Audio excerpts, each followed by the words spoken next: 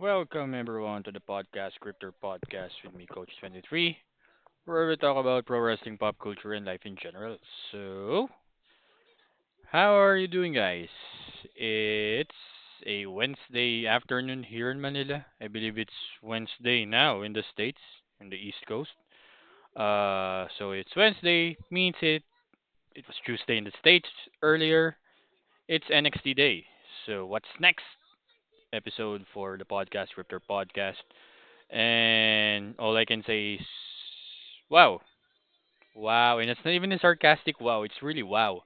Um, Shout out to my friends in the Wrestling Republic, off the air podcast. Where they do their NXT episodes. Shout out to Driz, to Clark, Megan, I believe. I think Shad's still in paternity leave. Hope to see you soon. Miss you, buddy. And yeah, congratulations, your Eagles won. Um, so yeah, NXT did a great show, and it's supposed to be a go home show for Vengeance Day this coming weekend, this Saturday in the States, Sunday morning here in Manila. Um, and I have to agree with Drizzy from the Western Republic that for a go home show, and this goes all across the board for WWE, whether it's Raw, SmackDown, and now NXT. Sometimes their go home show is not really that good. But probably, if you ask me in recent memory, the best go home show they had was the go home show for WrestleMania 40 last year when the Bloodline beat up Cody and Seth. That's it. And then afterwards, for the next PLEs, it's hard to remember what because there's not really the more or much memorable or a lot of memorable go home shows, even for AEW.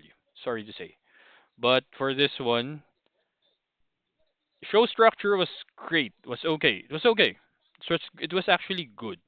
They didn't open the show in a promo. They opened the show with a match, women's match between Bailey and Cora Jade. I believe this was their first match ever against each other. And as I said in a few episodes ago, that Bailey for the Four Horsewomen, the original Four Horsewomen of WWE, her Charlotte, Sasha Banks, and Becky Lynch.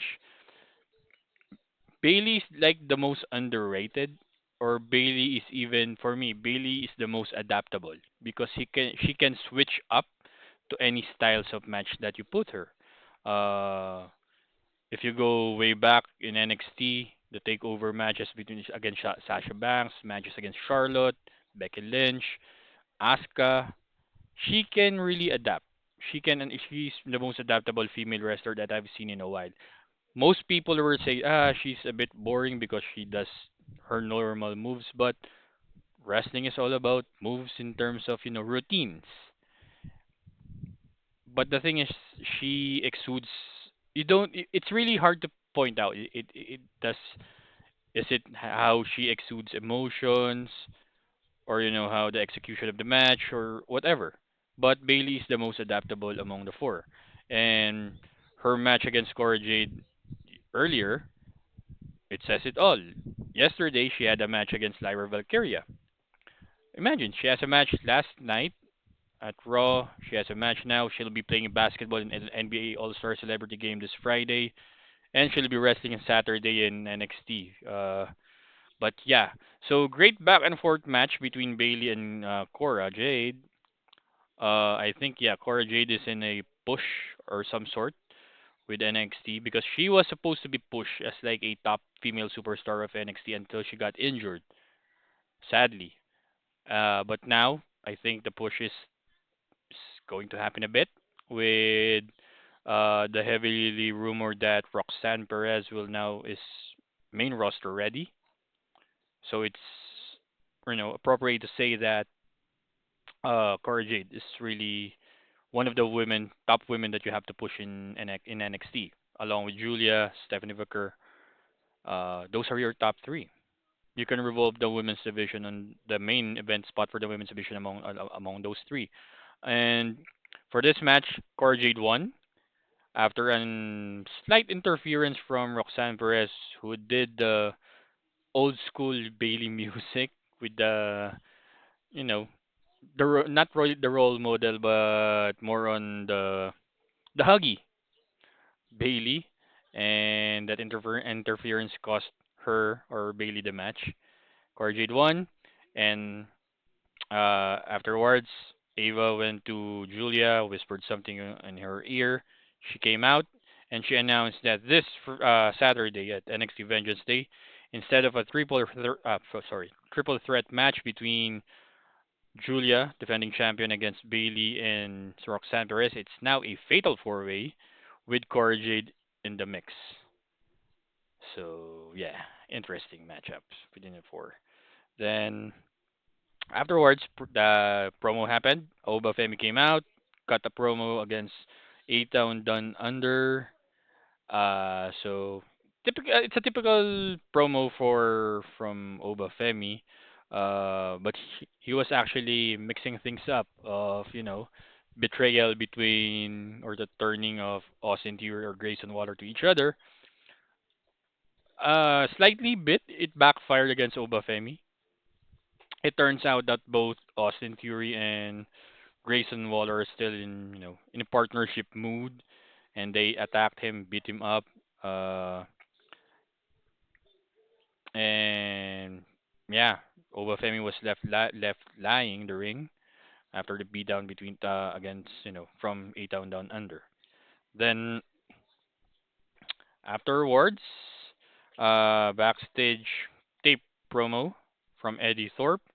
He challenged Trick Williams for a strap match this weekend, and we have to wait and see whether Trick Williams will agree with the match or accept the match.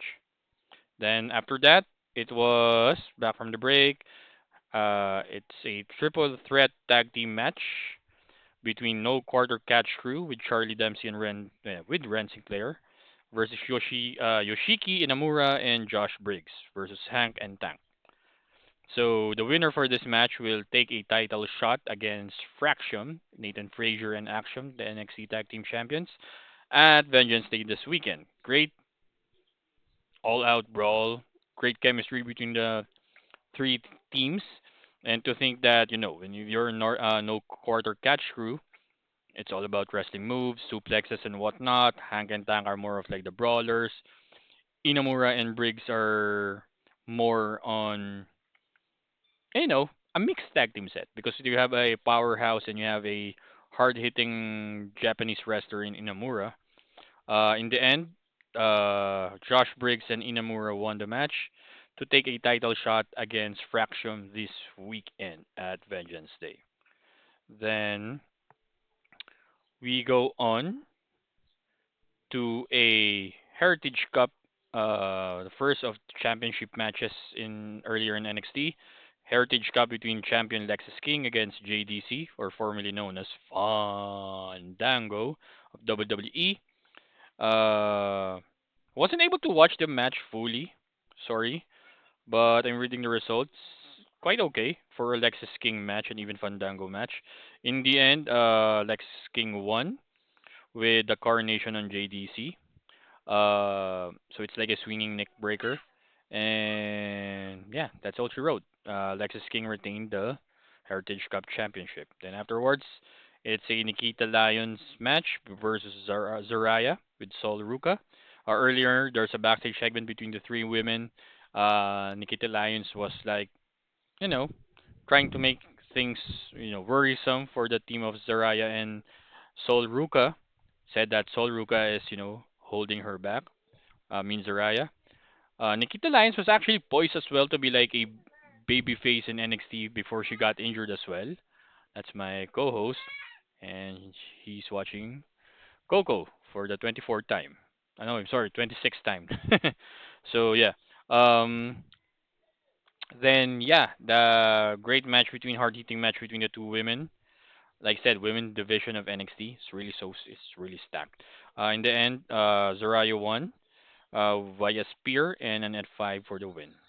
Then afterwards, a backstage segment from Sarah Schreiber interviewing Trick Williams to get his response from the challenge of Eddie Thorpe for a strap match this weekend on Vengeance Day, and he accepted. So the match is official. Then, while things are preparing for the steel cage match for the main event of NXT, a certain absolute star or former absolute star from AEW made his surprise debut in NXT. Ricky Starks. He got a promo. Decent promo. No music, he just came out. It's similar with how Razor Ramon or Scott Hall came out in WCW. He came from the crowd. He was in the crowd, he's wearing a white tank top. Got an interview in the UK.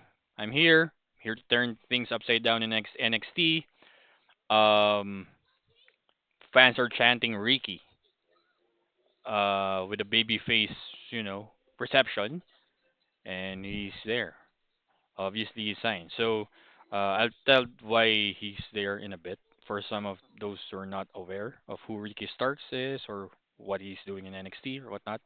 Then afterwards was the main event between North American champion Tony D'Angelo against Ridge Holland in a steel cage match for the NXT North American Championship.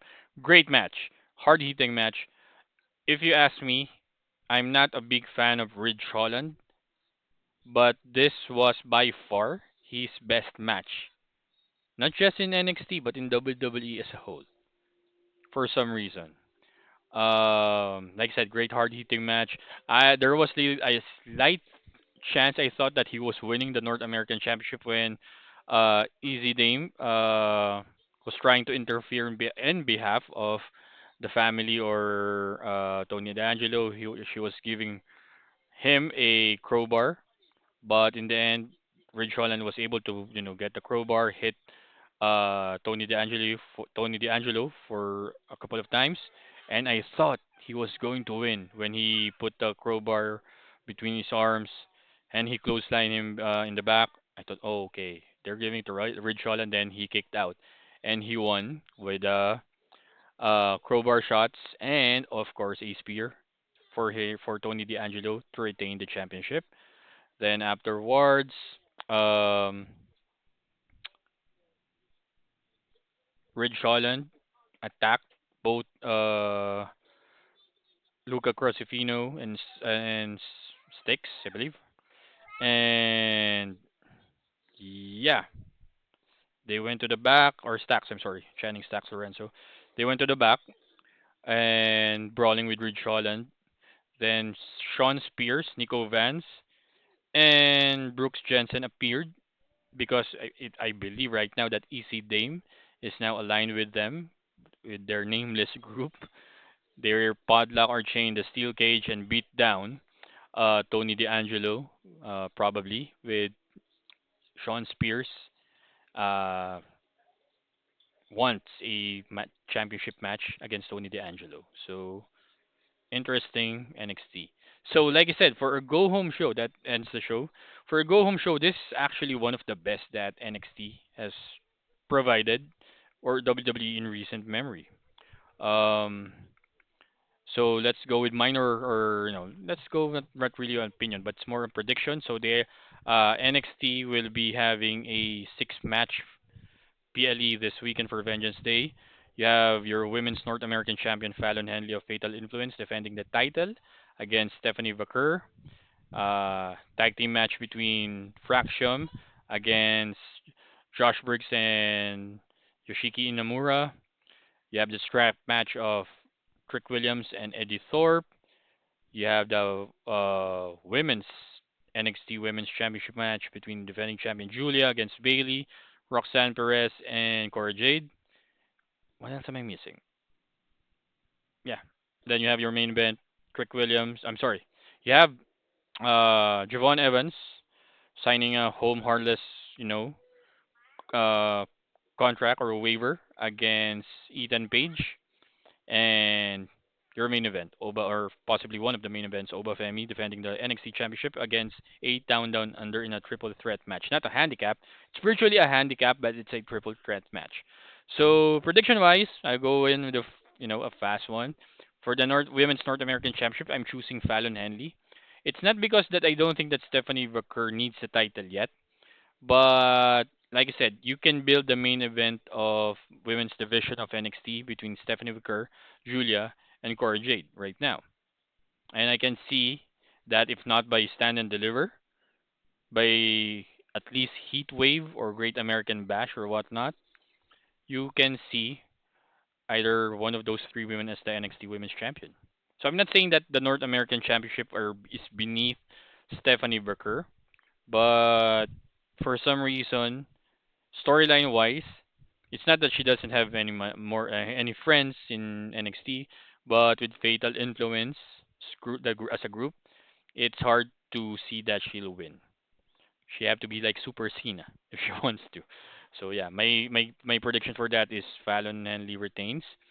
For the Ethan Page Javon Evans, it's an obvious grudge match after Ethan Page did a Pillmanizer on Javon Evans' jaw, and so basically this is a grudge revenge match, and I'm choosing Javon Evans to win for some reason. And it's for me, it's a slight L for the booking of NXT. Why don't or why didn't they just made the match like an unsanctioned match between the two? Like no disqualification, anything goes. Whatever happened to Javon Evans, I guess that it lost for me, in my opinion, a little bit of luster for that grudge match. If they made it like the unsanctioned match or some sort, it would be a more believable match for me. But yeah, but whatever. But for me, Javon Evans take the win against Ethan Page because Ethan Page as a heel can take the win or he can take a loss. Um, for some reason because he is currently a compelling character in NXT. So yeah. Then scrap match between Trick Williams and Eddie Thorpe. If Thorpe wins, that would be a surprise. But I'm going against Trick Williams on this one. I guess this will uh, give a Trick Williams his character a bit of an edge, meaning of an edgier character that he didn't really have you know, a few months back. But for this one, again, I'm going with Trick Williams. For the tag team match, Fractium against Inamura and Josh Briggs, I'm choosing Fractium. Why? They are the tag team champions last year, in my opinion, or all across pro wrestling. And even in the storyline, it's like teasing they're breaking up. They still find ways to win, manage to win. And even in the matches that they're supposed to lose, they're able to manage to win. So I'm not saying that Inamura or Josh Briggs doesn't deserve or don't deserve the tag team championship run. I think they do, but I don't think they're ready that much. I mean, I believe it's like Yoshiki Inamura's like third or fourth TV match in NXT. He needs a little bit more seasoning in terms of that. I'm not saying he's not ready, but I'm not seeing Fractium losing this one. They might probably lose it by stand and deliver, but I'm not seeing them losing at Vengeance Day. But so I'm going with Fraction. Then for the women's NXT Women's Championship match, Julia defending champion against Bailey, Cora Jade, and Roxanne Perez. I'm choosing Julia to win. Uh, it'd be a surprise if Cora Jade wins. But yeah, with heavily rumored that Roxanne Perez is heavily, I know, is main roster ready, especially with next week or this Friday or next week's match against Raquel Rodriguez for the Elimination Chamber spot. She is really main event ready. And again, heavily rumored that this Saturday's match at Vengeance might be her farewell match in NXT. So who knows? But for me, I'm choosing Julia. Dark horse to win is Cora Jade, but it's too early to to take the title of Julia since she just won it like a month or more than a month ago. I don't think they'll have her lose it, but I'm not seeing her losing in this one, so I'm going with Julia. Then the main event, NXT Championship match, Obafemi defending against Grayson Waller and Austin Theory. Obafemi. Enough said. That's it. I guess they're just preparing Obafemi against main roster guys, if ever. And to be fair, Grayson Waller and Austin Theory are both great main roster guys, decent main roster guys. Can hang, promo wise against the best of the main roster, match wise as well. So I guess this is more a preparation for Obafemi. And yeah, the main event spot for the men's division is currently lacking because you have Obafemi, you have Trick Williams, in and out Eddie Thorpe, then that's it. Wesley, I don't know, but I guess most probably Wesley is more focused with TNA or whatnot, feud with TNA guys. I don't know. So yeah, for this one I'm choosing Obafemi. So let's go to the other news. So for the first time in a while, because Tony Khan said AEW's Tony Khan said a few years back that he is not cutting or releasing wrestlers even if they request to. They'll just let the contract run out, meaning he won't use you, but he'll pay you not to do anything. So, in recent memory, Cody Rhodes left after his contract ended. Same with Jade Cargill. Same with Ethan Page. Same with Sean Spears. And Brian Pillman Jr. are well known, now known as Lexus King. They let the contract, out. Okay, so they let the contract expire, so they meaning they can sign with anyone they want. So I believe right now, based on the news, that AEW released three well-known wrestlers, and those are Ricky Starks, Miro or Rusev from WWE, and Malakai Black, also known as Aleister Black in WWE. They released. Per news, Ricky Stark was released as well as Miro. They were, I believe, in the news. They said that Miro was asking for a release since last year, I believe September. Ricky Starks just asked for his release earlier this year, I believe last month. But he was out of TV or even competition. He was supposed to wrestle in GCW until Tony Khan pulled him out because of Effie's comments about AEW and Tony Khan or Shahid Khan or whatnot. And then Malachi Black uh, was supposed, were actually Malachi Black from after like 1 year of wrestling in AEW was heavily rumored that year after year after year that he's leaving AEW. Last year, Tony Khan said that no, he is locked in or signed until 2027. But based on my understanding, maybe it's more on an optional terms of contract. Maybe he signed for like 2 years, then he's optional to use the other years. So I believe Malachi Black left as a free agent, contract expired. Miro was released as well as Ricky Starks. And the funny thing about releasing them, I don't think that part of their contract is a 90-day non-compete clause like WWE has or have with their wrestlers. Um, like for example, AOP or Paul Ellering and Good Brothers, they cannot wrestle or compete even for 90 days. They're still being paid for that last remaining 90 days, and after 90 days, then they can move on. I don't know why. If my understanding for non-compete and non-disclosure agreements, especially for wrestling, it's just my understanding. I haven't seen any contract, real contract yet. But for the 90-day clause, I believe not even for wrestlers, even for writers or creative team, I believe they have 90-day clauses as well, because I don't because wrestlers talk to wrestlers, and when they sign non-disclosure agreements, meaning you cannot expose secrets of a company to another company or another person. That's how non-disclosure works. You can be sued, you can be taken to court. So those 90 days meaning that okay, there's a probability that WWE or part of creative team tell wrestler A that got released that okay for the next 3 months here's the storyline. You cannot do that. You cannot say that. I'm just guessing. My opinion and my guess because even for BPOs or call centers or contact centers here in the Philippines, once you leave a company, you sign a non-disclosure agreement, meaning how business practices work within that company. Simple business trick. So with AEW, they don't have 90 days clauses, non-compete clauses. So according to news, that okay, they released, they can work as to anywhere or anyone they want. So I was like, oh, Ricky Stark got released. Uh, is it a massive L for AEW? People said because people were saying, will keep saying he didn't even draw. But the thing is, those same people who say that he wasn't a draw in AEW were the same people who are saying that the future of AEW is bright with guys like Ricky Starks or Darby Allin or this person or this person.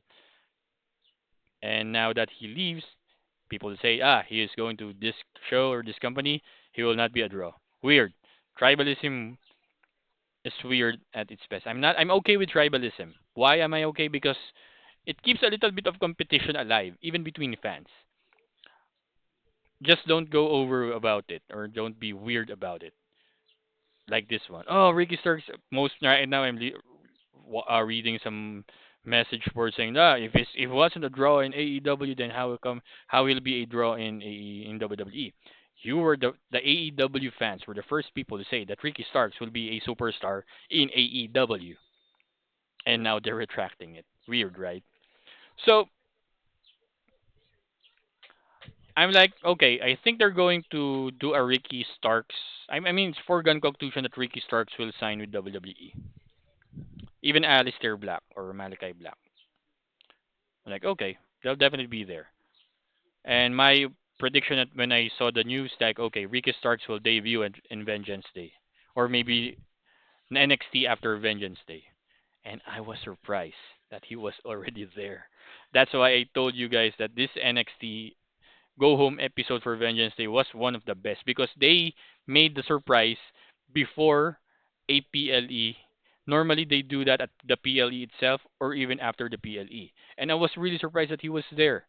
And I'm said that's fine. I mean, I don't think that Ricky Starks is main roster ready, but he can be a great factor for a NXT's new success in CW. Because there's another rumor that Trick Williams getting over with the fans even when he was in an arena like in All State when had his championship match against Ethan Page in the All State Arena last year in Chicago when with the debut in CW. Fans were over when chanting "Whoop that trick." I was surprised that he wasn't even in the Royal Rumble. Imagine 65, 75, 70,000 people chanting "Whoop that trick" on Rick Williams. It's going to be a sight to see. I was surprised he wasn't there. Um, and with Rick Williams probably moving to the main roster, and like I said, the main event division for the men's division, main event, spots, it's lacking. And if you want to build a good baby face now, if with the baby face reception that Ricky Starks had earlier, you can build NXT around him and Obafemi even after Trick Williams is going will be going to the main roster or is in the main roster. So if where I was listening or watching the Wrestling Republic podcast earlier, I told in the chat room that who will be the first person because Clark asked who will be the first person that you will have Ricky Starks feud or have a match with. And I said that if he's going to be promoted as a babyface, Ethan Page will be one, and Eddie Thorpe probably. But if he's a heel, Trick Williams and Javon Evans, those comes to mind. And even for Trick Williams, I mean, not be surprised if it will be a babyface versus babyface. But promo wise, Ricky Starks is above head and water for some, even for some of the AEW guys. And those aren't excluded the ex WWE guys like Moxley, Edge, Christian Cage, Chris Jericho, whoever. But Ricky Starks, if you watch that episode of Collision when he was doing a promo battle against Brian Danielson and Edge, you can see how talented he is. He can't be flustered, despite how the comments are being, you know, are told to him. So I can't wait for Ricky Starks or how Ricky Stark will flourish in NXT. Give him a babyface run, make him a heel afterwards, and make him another babyface run afterwards. I don't mind. And it would be fun to see Ethan Page versus Ricky Starks. Both are ex AEW guys. I wouldn't be surprised to say, "Hey, I thought you were were elite." Those comments will definitely be fun along the way. But the thing is, I believe that WWE is not beneath those guys or taking shots at AEW. The last shot they have against AEW was when Cody Rhodes was in NXT. He saw Sean Spears, Lexus King, and Ethan Page, and he told like along the line, say, so you guys are in a good place right now, and they all said yes. So that's it. Can't wait. Was surprised, was shocking.